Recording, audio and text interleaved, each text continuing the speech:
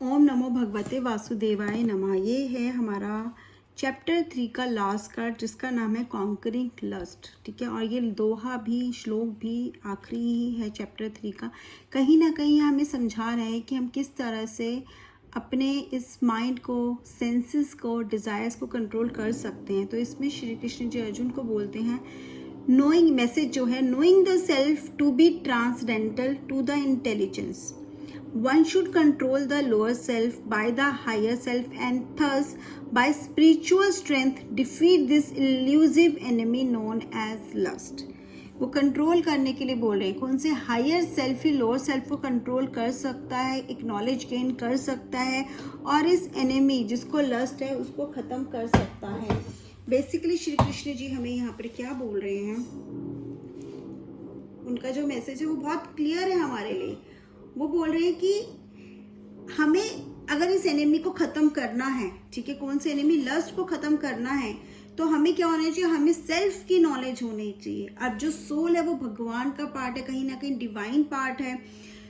तो इस divine blessing के लिए, इस डिवाइन मैसेज को, इस डिवाइन कहते हैं ब्लिस को या ब्लेसिंग को अटेन करने के लिए हमें क्या करना पड़ेगा, हमें इस वर्ल्ड के जो वर्ल्ड है, जो एक मटीरियलिस्टिक वर्ल्ड है, जो हमें हमेशा किस तरफ पुश करता है, मटीरियल्स की तरफ करता है। और ये जो मटीरियल वर्ल्ड है ना, हमारी लॉन्गिंग, हमारे लस्ट को कभी सेटिस्फाई कर ही नहीं सकता, क्योंकि वो सोल का पर्पस है ही नहीं। वो सिर्फ डिजायर्स क्रिएट करता जाएगा, नए नए डिजायर्स क्रिएट करता जाएगा। हमें इस पे ही काम करना है।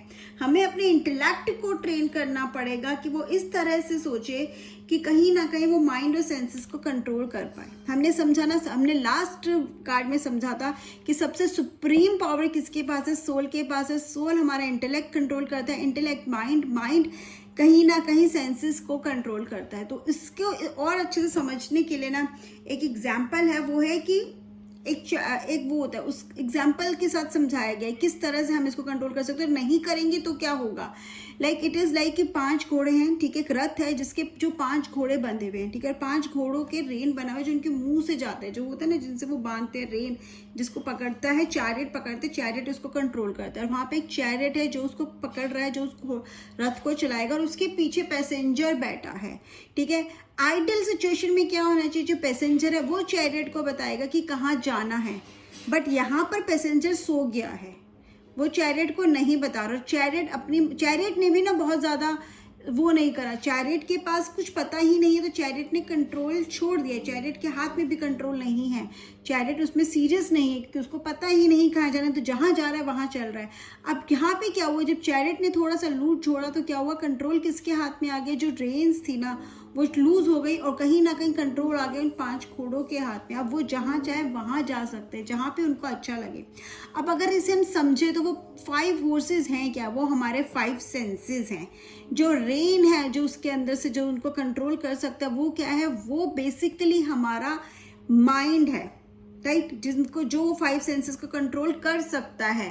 एंड आगे अगर हम देखें चैरियट कौन है, फिर इसमें चैरियट हमारा इंटेलेक्ट है, हमारा इंटेलिजेंस है, जो हमें ये बताएगी क्या सही है क्या गलत है। Then who is the passenger, passenger is the soul.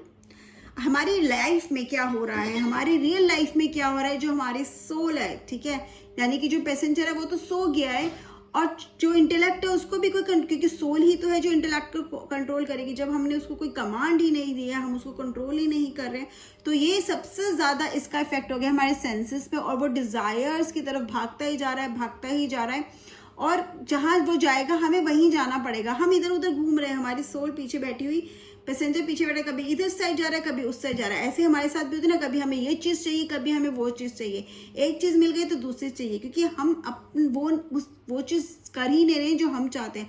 हम तो बस एक डायरेक्शन में भागे जा रहे हैं। अगर यहीं पर पैसेंजर उठ जाए तो क्या होगा, हमारी सोल अवेकन होगी। अगर हमारी सोल अवेकन हो जाती है, हम अपनी सोल लेवल पे काम करना शुरू करते हैं, तो कहीं ना कहीं वो इंटेलेक्ट को सबसे पहले वो क्या करेगा, चैरियट को बताएगा कहाँ जा रहे हो, मुझे तो यहाँ जाना है, उस रास्ते पे जाओ। तो यहाँ पे कौन होगा, हमारा इंटेलेक्ट एक्टिव हो जाएगा। जब हमारा इंटेलेक्ट एक्टिव होगा तो वो एकदम से क्या खींचेगा, वो उसकी लगाम को खींचेगा, घोड़ों की लगाम को जब खींचेगा तो यहाँ पे माइंड एक्टिव हो जाएगा। माइंड किसके कंट्रोल में आ गया, इंटेलेक्ट के कंट्रोल में आ गया। और जब इंटेलेक्ट के कंट्रोल में माइंड आएगा तो 5 सेंसेस तो कंट्रोल में आ ही जाएंगे।